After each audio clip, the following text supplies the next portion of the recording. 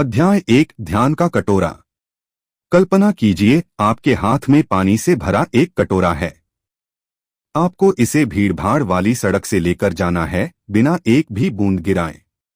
चारों तरफ शोर है, लोग पुकार रहे हैं, मोबाइल की घंटियां बज रही हैं, लेकिन आपका पूरा ध्यान बस उस कटोरे पर है। बुद्ध ने यही उदाहरण दिया था। यह कटोरा हमारे मन की एकाग्रता है। जब ध्यान बिखरता है, ऊर्जा भी बिखर जाती है, और जब ध्यान टिकता है तो मन शक्तिशाली बनता है। हम अक्सर सुबह से शाम तक 100 काम करते हैं, पर आधे अधूरे। नतीजा थकान बहुत, संतोष कम। मानसिक मजबूती का पहला कदम है फोकस की आदत। आज एक छोटा अभ्यास कीजिए। सुबह उठते ही तय करिए, आज मेरी सबसे बड़ी प्राथमिकता क्या है। सिर्फ एक। दिन भर में उस काम को कटोरे की तरह संभाल कर रखिए। बीच में मन भटके तो खुद से कहिए, कटोरे पर ध्यान रखो। शाम को देखिए, काम चाहे कम हो, पर जो हुआ वह पूरा होगा और मन हल्का लगेगा। याद रखिए, मानसिक मजबूती बाहर किसी को हराने से नहीं, बल्कि भीतर अपने ध्यान को संभालने से आती है। जब कटोरा सुरक्षित रहेगा, तभी जीवन संतुलित रहेगा। अध्याय 2 दो तीर, दर्द और हमारी कहानी। एक सुबह अरुण ऑफिस जाते समय अपने बॉस से ठंडा जवाब सुनकर लौट रहा था। उसने सोचा, मैंने कितना मेहनत किया, पर वे मुझे समझते ही नहीं। आग में घी का काम करता हुआ उसने घर जाकर सबको बता दिया कि आज पूरा दिन बेकार गया, मैं असफल हूँ। अगले दिन उसी समस्या का छोटा सा समाधान मिल गया। एक क्लाइंट ने उनसे बेहतर काम के लिए तारीफ की और बॉस ने भी गलती स्वीकार की। अरुण ने महसूस किया कि पहली घटना तो वही थी, ठंडा जवाब, पर उसका अपना निराशाग्रस्त बोलना और खुद को असफल मान लेना, यही दूसरा तीर था जिसने दुख को बढ़ा दिया। यदि वह थोड़ा रुककर सोचता और पहला तीर ही देखता, तो बात इतनी बड़ी नहीं बनती।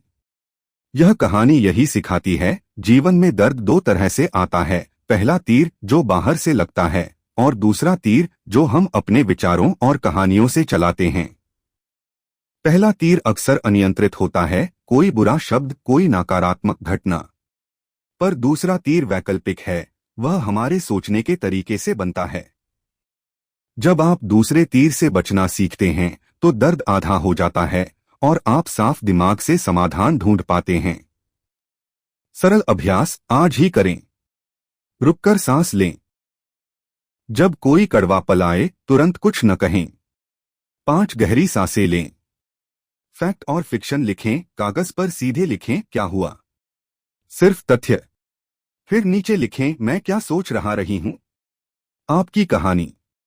तलाशें सत्य, हर बिंदु पर पूछें, क्या यह 100% सत्य है या मेरी राय है। राय पाते ही उसे नोट कर दें और उसे जरूरी निर्णयों से अलग रखें। छोटा कदम उठाइए, जब विचार कम हो जाए, एक छोटा व्यवहारिक कदम लें। किसी को एक सादा मैसेज भेजें या उस समस्या का सिर्फ एक छोटा हिस्सा संभालें। यह आपको नियंत्रण का अनुभव देगा। याद रखिए, पहला तीर अक्सर बाहर से आता है, पर दूसरा तीर हमारी बनाई हुई कहानी है। जब आप कहानी को पहचानकर उसे अलग कर देते हैं, तो मन शांत होता है और आपको समस्याओं का हल सूझता है। अध्याय 3 कमल कीचड़ में खिलता है। एक छोटे से गांव में सीमा रहती थी। उसकी परिस्थिति उतनी खुशहाल नहीं थी। रोज का संघर्ष, रिश्तों में हल्की कड़वाहट और लोगों की आलोचना। पर सीमा ने एक अजीब नियम अपना लिया। हर दिन सुबह वह एक पन्ना निकालकर उस दिन की एक मुश्किल लिखती और उसके नीचे उस मुश्किल में से एक सीख भी लिखती। कुछ महीनों में वही दिनचर्या उसे अजीब तरह की मुक्ति और समझ दे गई। उसने देखा कि मुश्किलें उसे तो छूती हैं, पर वे उसे परिभाषित नहीं करती। जैसे कमल की जड़ कीचड़ में होती है, पर फूल ऊपर साफ खुलता है, वैसे ही वह अपनी परिस्थितियों से ऊपर फूलने लगी। यह कहानी यही सिखाती है, कठिनाइयां आपकी पहचान नहीं, वे सिर्फ परिस्थितियां हैं। कमल की खूबसूरती कीचड़ की वजह से कम नहीं होती, बच्चों की तरह खिलती है। आप भी अपनी मुश्किलों को अपने विकास का माध्यम बना सकते हैं। क्या मतलब है यह सीखना? कमल का अर्थ है विकास और सुंदरता। कीचड़ का अर्थ है कठिनाई, असहज माहौल, लोग या परिस्थितियां जो आपके खिलाफ लगें। मानसिक मजबूती का अर्थ यह नहीं कि आपके पास समस्याएं न हों, बल्कि यह है कि आप मुश्किलों के बीच भी अपनी शांति और नैतिकता बनाए रखें। असल ताकत यह है कि आप परिस्थितियों की वजह से टूटे नहीं, बल्कि उनसे सीखकर आगे बढ़े। सरल अभ्यास, इसे आज ही अपनाइए। दिन का कीचड़फल नोट। हर शाम 3 मिनट दें, उस दिन की एक कठिन बात लिखिए, कीचड़, और उसके नीचे उस कठिनाई से एक सकारात्मक सबक लिखिए, फूल। उदाहरण, कीचड़, आज कॉल पर झल्लाया गया। फूल, मैं भावनाओं को नियंत्रित कर सकती हूँ, पहले 5 गहरी सांसें लूंगी। कठिन काम का छोटा हिस्सा। किसी बड़े तनाव वाले काम को छोटे भागों में बांटिए। सिर्फ पहला छोटा कदम कीजिए, जैसे सिर्फ फाइल खोलना या सिर्फ एक लाइन लिखना। छोटे सफल कदमों से आत्मविश्वास आता है। हर समस्या में एक सीख खोजिए। जब कोई मुश्किल आए, 3 बातें पूछिए, यह मुझे क्या सिखा रही है? इससे मेरी कैसी ताकत बन रही है? अगले बार मैं क्या अलग करूंगी? ये सवाल आपको समस्याओं से हटकर सीख पर ले आते हैं। अध्याय 4, शायद अच्छा, शायद बुरा, धैर्य का तोहफा। एक पुराने गांव में एक किसान रहता था। एक दिन उसका घोड़ा भाग गया। गांव वाले आए और बोले, यह बहुत बुरा हुआ। किसान ने शांत होकर कहा, शायद कुछ दिन बाद वही घोड़ा जंगल से वापस आया और कई जंगली घोड़े लेकर आया। गांव वाले बोले, अच्छा हुआ। फिर किसान का बेटा उन घोड़ों में से एक को संवारते समय गिर गया और घायल हो गया। लोग फिर बोले, बुरा हुआ। बाद में सैनिकों ने जवानों की भर्ती शुरू की, घायल बेटा इस वजह से भर्ती से बच गया। लोग बोले, अच्छा हुआ। यह कहानी हमें सिखाती है कि बहुत सी घटनाएं तुरंत अच्छे या बुरे में बांटी नहीं जा सकती। जीवन की सच्चाई यह है, घटनाएं बदलती रहती हैं और उनका अर्थ समय के साथ बदल सकता है। धैर्य वह आंख है जो बातों को दूर तक देखती है। असल सीख। जब हम किसी घटना को तुरंत खैर बुरा का लेबल दे देते हैं, हम मौका खो देते हैं कि घटना आगे क्या खुलेगी। धैर्य से देखने पर आप भावनात्मक आपदा में भी समाधान और नए अवसर देख पाते हैं। मानसिक मजबूती का बड़ा हिस्सा यही है, जरा सा ठहराव और परिप्रेक्ष्य। सरल अभ्यास आज से करें। 24 घंटे नियम। कोई भी नकारात्मक या चौंकाने वाली घटना हो तो तुरंत निर्णय न लें। 24 घंटे रुकिए। कल फिर सोचिए, अक्सर भाव हल्का हो जाता है और दृष्टि साफ। 3 दृष्टिकोण प्रश्न। जब चिंता हो, अपने आप से पूछिए, 1. यह घटना 5 दिन बाद कितनी मायने रखेगी? B. 5 महीने बाद? C. क्या इसमें कुछ सीख है जो आगे काम आएगी? इन प्रश्नों से आप भावनात्मक गर्मी कम करके तार्किक ठंडक ला पाएंगे। अलार्म बटन, छोटा ब्रेक। जब कुछ उछल कर आए और आप तुरंत प्रतिक्रिया देना चाहें, अपने फोन पर 10 मिनट का अलार्म सेट कर दीजिए। उस 10 मिनट में कुछ और कीजिए, पानी पिए, टहल लें। फिर लौटकर विचार करें, आपकी प्रतिक्रिया पहले जैसी तेज नहीं होगी और आप बेहतर निर्णय ले पाएंगे। रोल प्ले सोच। बड़ी खबर आने पर कल्पना कीजिए कि आप 5 साल बाद वही बात किसी को सुना रहे हैं। आप उसे कैसे बताएंगे? यह तरीका आपकी भावनाओं को दूरी देता है और बुद्धिमत्ता बढ़ाता है। छोटी सी याददाश्त के लिए मंत्र। रोक कर देखो, अक्सर वक्त ही सच्चाई खोल देता है। अध्याय 5, करुणा, क्रोध से ऊपर की ताकत। एक समय की बात है, अंगुलिमाल नाम का आदमी था। उसे लोग भयंकर और खूंखार समझते थे, पर बुद्ध ने उसे न फटकारा, न डरा, बल्कि करुणा से सामने बैठकर उसकी बात सुनी। धीरे धीरे अंगुलिमाल का हृदय बदल गया और वह हिंसक रास्ते से हटकर शांत जीवन अपनाने लगा। यही करुणा की असली शक्ति है, यह रोकती नहीं, यह बदल देती है। असल सीख। क्रोध एक तीव्र ऊर्जा देता है, पर वह अस्थायी और विनाशकारी होता है। करुणा धीमी पर स्थायी शक्ति है, यह रिश्तों को जोड़ती है, समस्याओं को हल करती है और अंदर से मन को मजबूत बनाती है। करुणा का मतलब कमजोर होना नहीं, इसका मतलब है दूसरे की पीड़ा समझते हुए भी अपनी सीमा बनाए रखना। सरल अभ्यास, रोजमर्रा में करुणा अपनाइए। 3 सांसों का रुका।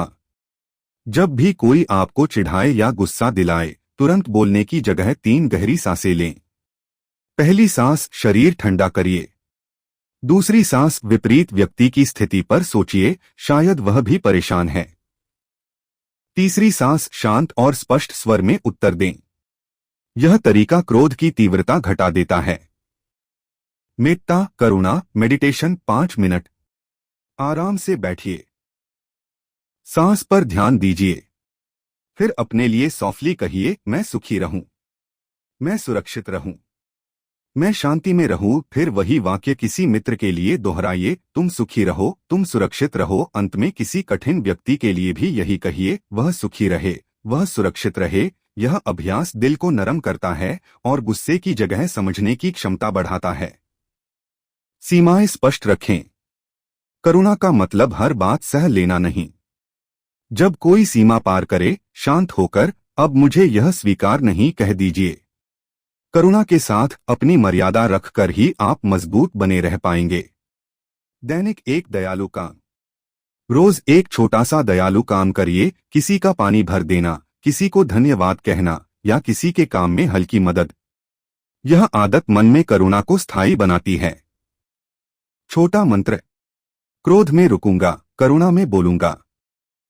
अध्याय 6 खाली कटोरा, नया सीखने का मन। एक विद्वान गुरु के पास एक छात्र आया, बहुत ज्ञान हासिल करने की जल्दी में। गुरु ने एक प्याला चाय निकाला और उसे छात्र को परोसा। छात्र की उत्सुकता इतनी थी कि वह चाय पीते हुए भी सवाल बार बार पूछता रहा। गुरु ने प्याला भरते ही फिर भी चाय डाली, प्याला छलकने लगा। छात्र चौंका और बोला, गुरुजी, प्याला भर गया है। गुरु ने मुस्कुराकर कहा, जब कटोरा भरा हो, नई चाय कैसे आएगी। यह छोटा सा वाकया हमें समझाता है कि जब हम पहले से भरे होते हैं, अहंकार, पुरानी मान्यताएं, मुझे सब पता है, तो नया ज्ञान हमारे पास नहीं ठहरता। सच्चा सीखने का मन वह है जो खाली कटोरा जैसा हो, ताजा, जिज्ञासु और तैयार। असल सीख। खाली कटोरा मतलब विनम्रता और जिज्ञासा। जब आप नए विचारों को लेने के लिए खुद को खाली रखते हैं, तब परिवर्तन और सुधार संभव होते हैं। सीखने के लिए सबसे जरूरी चीज है, मैं नहीं जानता कहने की हिम्मत। यह कमजोरी नहीं, यह बुद्धिमत्ता है। सरल अभ्यास, हर दिन नया सीखने का तरीका। एक बात, शून्य अनुमान। रोज सुबह लिखिए, आज मैं एक नई बात खुले मन से सीखूंगा। वह कोई छोटा शब्द, नया विचार या कोई तकनीक हो सकती है।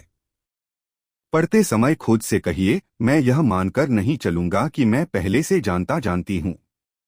एक प्रश्न 5 मिनट। किसी विषय पर सिर्फ 5 मिनट पढ़े और उसके बाद खुद से सिर्फ एक सवाल पूछें, यह क्यों है, या मैं इसे किस तरह आजमा सकती हूं। सवाल पूछना ही सीखने की असली कसरत है। गलती से सीखो सूची।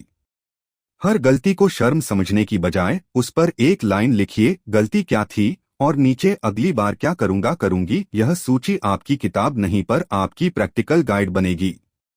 नवीनता का सप्ताहांत। हफ्ते में एक बार कुछ नया करें, नया रेसिपी ट्राई करें, कोई छोटा यूट्यूब ट्यूटोरियल देखें या किसी अजनबी से एक सरल सवाल पूछें। छोटे छोटे अनुभव नए विचारों के लिए दरवाजा खोलते हैं। छोटा मंत्र, बीच बीच में दोहराने के लिए। मैं जानना चाहती हूं, आज मैं नया सीखूंगी। अध्याय 7 डर का राक्षस, स्वीकृति से छोटा होने वाली ताकत। एक गांव में रोहन नाम का एक युवक रहता था। रोहन को नया काम शुरू करने में बहुत डर लगता था, किसी से मना हो जाए, लोग हंसें या असफल हो जाएं। वह हर बार सोचकर पीछे हट जाता। एक दिन उसने देखा कि उसके अंदर डर एक बड़ा काला राक्षस बन गया है, जिसे वह जितना दबाता वह उतना बड़ा होता। एक बुजुर्ग ने उससे कहा, डर को चुपचाप गले लगाकर देखो, उसे मिटाने की कोशिश मत करो। रोहन ने जो किया वह आसान था। उसने डर का नाम रखा, डर बाबू। जब भी घबराहट आई वह बोलता, ओह यहाँ फिर बाबू आ गया। डर का नाम लेकर, उसे नोट करके और उससे एक छोटा कदम करते करते रोहन ने देखा कि डर का आकार धीरे धीरे छोटा होता गया। असल सीख। डर का प्रहार तभी ज्यादा नुकसान करता है जब हम उसका विरोध करते हुए उससे भागते हैं। स्वीकृति यानी डर को पहचानना, उसका नाम देना और उसे देखकर छोटे कदम उठाना डर को नियंत्रित कर देता है। डर को दबाने की कोशिश करने से वह अंदर छुपकर और बढ़ जाता है, पर जब आप उसे बाहर लाते हैं, देख लेते हैं और छोटे छोटे काम करके आगे बढ़ते हैं, तो वह छोटा पड़ जाता है। यही मानसिक मजबूती का तरीका है, डर के साथ दोस्ती करना, न कि उसके साथ युद्ध। सरल अभ्यास, डर को छोटा करिए। डर का नामकरण। जब भी कोई ऐसा डर आए जो बार बार लौटता है, उसे एक नाम दीजिए। डर बाबू, वो शोर, फेल होने का डर। नाम देने से डर आपके मन का विषय बन जाता है, दुश्मन नहीं। डर को 2 मिनट नोट करिए। उस डर के बारे में सिर्फ 2 मिनट लिखिए। कब आता है, कैसा लगता है, शरीर में कहाँ महसूस होता है। लिखते ही आप उस पर नियंत्रण पाते हैं। पहला सूक्ष्म कदम। डर की जगह बड़े काम को टालने की आदत होती है। अब बड़े काम को छोटे हिस्सों में बांटिए। पहला कदम सिर्फ वह छोटा काम होगा जिसे आप 5 मिनट में कर सकते हैं। उदाहरण, कॉल करने से डर लगे तो सिर्फ नंबर सेव कर लें। ईमेल लिखना भारी लगे तो सिर्फ विषय पंक्ति लिख दें। छोटे कदमों से डेरल वॉल टूटती है। सांसें कर 30 सेकंड। घबराहट आने पर 30 सेकंड के लिए सिर्फ सांस पर ध्यान दें। 4 तक अंदर, 4 तक बाहर। यह तुरंत नसों को शांत करता है और आप स्पष्ट निर्णय ले पाते हैं। साप्ताहिक छोटा चैलेंज। हर हफ्ते एक छोटा सा डर चुनिए और सिर्फ उसका पहला कदम कीजिए। हर जीत से आपका आत्मविश्वास बढ़ेगा। छोटा मंत्र, बीच बीच में दोहराने के लिए। मैं डर देखता देखती हूँ, नाम देता देती हूँ और एक छोटा कदम लेता लेती हूँ। अध्याय 8, अनित्यता। सब कुछ बदलता है। एक नदी के किनारे एक साधु और एक युवा बैठा करते थे। युवा अक्सर परेशान रहता, किसी की बात से दुखी हो जाता, किसी खोई चीज का मतलबी दुरख उठाता। एक दिन साधु ने एक बड़ा पत्थर लिया और नदी में फेंका। पत्थर पानी में गिरा, छींटे लगे और फिर पानी फिर से बहने लगा। सभी निशान मिट गए। साधु ने कहा, देखो, नदी ने पत्थर को वैसे ही ले लिया जैसे समय हर चीज ले लेता है। जो टिकता नहीं, उस पर पकड़ बनाए रखना केवल पीड़ा बढ़ाता है। यह कहानी हमें याद दिलाती है, जो कुछ भी हमारे पास है वह स्थायी नहीं है। रिश्ते, काम, सफलता, विफलता सब बदलते हैं। अनित्यता को समझना हमारी पीड़ा घटाता है और मन को लचीला बनाता है। असली सीख। जब हम बदलती हुई चीजों को स्थायी मान लेते हैं तो हम दुख में फंस जाते हैं। अनित्यता को स्वीकार करने का मतलब यह नहीं कि आप भावनाएं दबाएं, बल्कि आप उन्हें अब क्षणिक समझते हैं। इससे आप हर स्थिति में शांत और प्रभावी रह पाते हैं। आसान अभ्यास, रोजमर्रा में अनित्यता को अपनाइए। भावनाओं को मौसम समझिए। जब कोई भावना आए, खुशी, गुस्सा, उदासी, उसको मौसम बोलकर नोट कीजिए। आज अंदर गर्म हवा सी चल रही है या आज हल्की बारिश महसूस हुई, यह दूरी बना देता है और तुरंत कम कर देता है। 4 जुलाई 2008। सांस अभ्यास 3 बार। गहरी सांस लें, 4 सेकंड अंदर, 7 सेकंड रोकें, 8 सेकंड धीरे धीरे छोड़ें। यह अभ्यास आपको भावनाओं के तीव्रतम क्षण में स्थिर करता है और याद दिलाता है, यह भी गुजर जाएगा। छोड़ने का लेखन 5 मिनट। कागज पर लिखिए, मैं क्या छोड़ना चाहती हूँ, और एक एक करके उन चीजों के आगे छोटा सा वाक्य लिखिए, यह मेरे नियंत्रण में नहीं है, मैं इसे छोड़ती हूँ। लिखते ही मन हल्का होगा। शारीरिक बदलाव से शुरुआत। जब भाव तेज हो, तुरंत शरीर को थोड़ा बदलिए। कंधे खोलिए, गर्दन ढीली करिए, 3 गहरी सांसें लीजिए। शरीर बदलते ही मन का रुख नरम पड़ता है। साप्ताहिक अनित्यता रिफ्लेक्शन 10 मिनट। हफ्ते में एक बार बैठकर लिखिए, क्या ऐसा कुछ था जो पहले बहुत बड़ा लगता था पर अब छोटा दिखने लगा। यह अभ्यास आपको परिवर्तन की शक्ति दिखाता है और मनोबल बढ़ाता है। छोटा मंत्र, बीच बीच में दोहराने के लिए। यह भी गुजर जाएगा, मैं ठहर कर देखूंगी।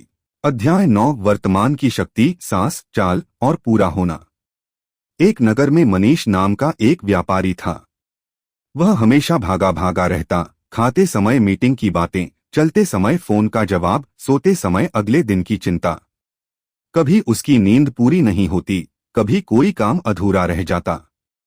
एक दिन एक वृद्ध मित्र ने उसे कहा, जब तुम चलो केवल चलो, जब तुम खाओ केवल खाना खाओ, जब तुम सांस लो बस सांस लो। मनीष ने यह सरल बात अपनाई।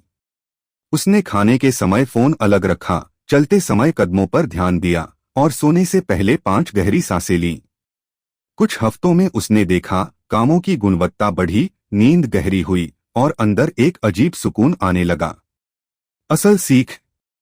हमारा मन अक्सर भविष्य की चिंता और अतीत की यादों में फंस जाता है, पर असली शक्ति उसी क्षण में है जब आप पूरी तरह वही करते हैं जो कर रहे हैं। एक एक क्षण में पूरा होना मन की कसरत है। यह कई छोटी छोटी आदतों का संग्रह है जो धीरे धीरे बड़े परिवर्तन लाती है। सरल अभ्यास आज से अपनाइए। 1 मिनट की सांसें कर। दिन में 3 बार 1 मिनट के लिए सिर्फ सांस पर ध्यान दीजिए। नाक से हवा आती जाती महसूस कीजिए। यह आपके मन को वर्तमान में ला देता है और फालतू की बातों को बंद करता है। सचेत चलना 20 कदम। हर दिन कम से कम एक बार 20 कदम सचेत चलिए। हर कदम पर ध्यान दीजिए, एड़ी का स्पर्श, पैर का उठना, पैर का जमीन पर आना। यह अभ्यास शरीर और मन को जोड़ता है। एक कार्य नियम। एक समय में एक ही काम कीजिए, चाहे वह पढ़ना हो, लिखना हो या बात करना। हर काम शुरू करने से पहले छोटा सा लक्ष्य सेट करें, अगले 30 मिनट में सिर्फ यही करूंगा। इस नियम से काम की गुणवत्ता बढ़ती है और तनाव घटता है। खाने का पूरा अनुभव। खाने के समय टीवी या फोन बंद रखें। हर निवाला चबाइए और उसके स्वाद, गंध और बनावट पर ध्यान दीजिए। इससे आप न सिर्फ पोषण का आनंद लेंगे बल्कि पाचन भी सुधरेगा। रात का संक्षिप्त रिव्यू 3 मिनट। सोने से पहले 3 मिनट में दिन की एक अच्छी बात और एक सुधार योग्य बात लिख लें। यह आदत आपको वर्तमान में सुधार के छोटे छोटे कदम दिखाएगी और आत्मनिंदा घटेगी। सुनाने का तरीका, टेक्स्ट टू वॉइस सुझाव। कहानी बताते समय आवाज में हल्की सहजता और अनुभव की गर्माहट रखें। अभ्यास बताते समय आवाज स्पष्ट और निर्देशात्मक रखें। हर अभ्यास को छोटे छोटे स्टेप में कहें। सांसेंकर और सचेत चलने के हिस्से में आवाज धीमी और स्थिर रखें, श्रोता को तुरंत अभ्यास में आने का मन हो। छोटा मंत्र बीच बीच में दोहराने के लिए। अब मैं यहाँ हूँ, एक सांस, एक कदम, एक काम। अध्याय 10, आपका मार्ग, अष्टांग पथ से रोजमर्रा की ताकत। एक गांव में सिद्धार्थ नाम का एक व्यक्ति था। वह आध्यात्मिक बातें सुनता तो खूब था, पर अपने रोजमर्रा के जीवन में वही पुरानी चिंता और गुस्सा आते रहते थे।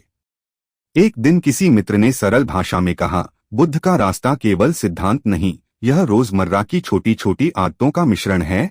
सिद्धार्थ ने इसे अपनाने का निश्चय किया, हर दिन थोड़ा सा। कुछ ही हफ्तों में उसने महसूस किया कि न केवल चिंता घट रही है, बल्कि काम में मन लगने लगा और रिश्ते भी शांत हुए। यह अध्याय उसी सरल रास्ते का नक्शा देगा, बड़ा नहीं, पर व्यवहार में सीधा और असरदार। असल विचार, अष्टांग का सरल अर्थ। अष्टांग पथ का मतलब है 8 छोटे छोटे कदम जो मिलकर जीवन का संतुलन बनाते हैं। इन्हें आप धार्मिक या जटिल न समझें, यह बस व्यवहार, विचार और ध्यान के छोटे नियम हैं जो रोजमर्रा में आपकी मानसिक मजबूती बनाते हैं। नीचे इन्हें आसान भाषा में पढ़िए और तुरंत आजमाइए। 1. सही दृष्टि, सही नजर। हर सुबह एक वाक्य। उठते ही एक सरल वाक्य कहिए, आज मैं शांत रहूंगी और हाँ, मैं अपने चुनावों का जिम्मेदार हूँ। यह वाक्य आपकी दिनचर्या का नजरिया बदल देता है। आप छोटी छोटी बातों पर कम प्रतिक्रिया देंगे और बड़े लक्ष्य की ओर ध्यान बढ़ेगा। 2. सही संकल्प, इरादा। दिन का छोटा लक्ष्य। हर दिन एक छोटा सा इरादा तय कीजिए, आज मैं गुस्से में 3 बार रुकूंगा या आज मैं दूसरे के विचार सुनूंगा पहले। यह छोटे इरादे दिन भर आपकी निगाह बनाए रखते हैं। 3. सही वाणी, बोलने का तरीका। 3 सांस नियम। जब कुछ कहना हो, पहले 3 गहरी सांसें लें। यह नियम बहसों और आवेग भरपूर उत्तरों को नियंत्रित करता है और शब्दों को जिम्मेदार बनाता है। 4 सही कर्म, कर्म और आदतें। एक दयालु काम रोज। रोज एक छोटा दयालु काम करें, किसी की मदद, किसी को धन्यवाद बताना या किसी की तारीफ करना। यह आपके कर्मों को संतुलित रखता है और मन को अच्छा महसूस कराता है। 5 सही आजीविका, ईमानदारी, छोटा ईमानदारी चे। काम करते समय खुद से पूछें, क्या यह मेरे मूल्यों के अनुरूप है? हर काम में ईमानदारी रखना मानसिक शांति देता है और आत्मसम्मान बढ़ाता है। 6 सही प्रयास, लगातार छोटा प्रयास। 1% नियम। हर दिन खुद से 1% बेहतर करने का लक्ष्य रखें, चाहे वह एक और पंक्ति लिखना हो, एक और कॉल करना हो या एक और 5 मिनट ध्यान करना हो। छोटे छोटे प्रयास बड़े बदलाव लाते हैं। 7 सही स्मृति, स्मरण, फोन एंकर। फोन खोलते ही एक गहरी सांस। यह छोटा नियम आपको बार बार वर्तमान में वापस लाता है और विचलन घटाता है। 8 सही समाधि, ध्यान, रात का संक्षिप्त अभ्यास। रोज रात 10 मिनट ध्यान, सांस गिनकर या शॉर्ट मेडिटेशन ऐप का सहारा लेकर यह मन को साफ करता है और अगले दिन की तैयारी कर देता है। सरल दैनिक रूटीन एक पन्ने में। सुबह उठते ही आज मैं शांत रहूंगा 30 सेकंड। सुबह का 5 मिनट, दिन का इरादा लिखिए। काम के बीच हर 60 से 45 मिनट पर 5 मिनट ब्रेक और एक गहरी सांस। दोपहर एक छोटा दयालु काम। शाम 3 मिनट, दिन की एक जीत और एक सुधार लिखिए। रात 10 मिनट ध्यान। फोन पर जब भी फोन खोले एक गहरी सांस लें। 7 दिन की मिनी चुनौती, प्रारंभिक चरण। दिन 1 सुबह का वाक्य और 5 मिनट का दिन इरादा। दिन 2 3 सांस नियम, किसी एक बहस में लागू कीजिए। दिन 3 20 कदम सचेत चलना। दिन 4 एक दयालु काम करें बिना बताए। दिन 5 1% नियम, आज अपने काम में सिर्फ 1% सुधार कीजिए। दिन 6 रात का 10 मिनट ध्यान। दिन 7 साप्ताहिक समीक्षा, क्या अच्छा हुआ, क्या सुधारें। रोजमर्रा की छोटी छोटी यादें, टेक्स्ट टू वॉइस में बीच में डालने के लिए। दिन का इरादा तय करें। 3 सांस, फिर बोलें। एक दयालु काम रोज। फोन पर एक गहरी सांस। रात को ध्यान, दिन साफ। समापन विचार। यह अध्याय आपको किसी बड़े सिद्धांत से नहीं बल्कि रोजमर्रा की आदतों से मन मजबूत करने का तरीका देता है। अष्टांग पथ का सार यही है, छोटे छोटे नियम जो बार बार दोहराने पर जीवन बदल दें। यदि आप ये नियम धीरे धीरे अपनाएंगे तो कुछ ही हफ्तों में आप महसूस करेंगे कि आपकी प्रतिक्रिया शांत हुई है, निर्णय साफ हुए हैं और अंदर वह स्थिरता आई है जो पहले कम दिखती थी। छोटी सी अंतिम पंक्ति दोहराइए और खुद से कहिए, आज मैं छोटे छोटे कदम लूंगी, धीरे धीरे, स्थिर रूप से अच्छा बनूंगी।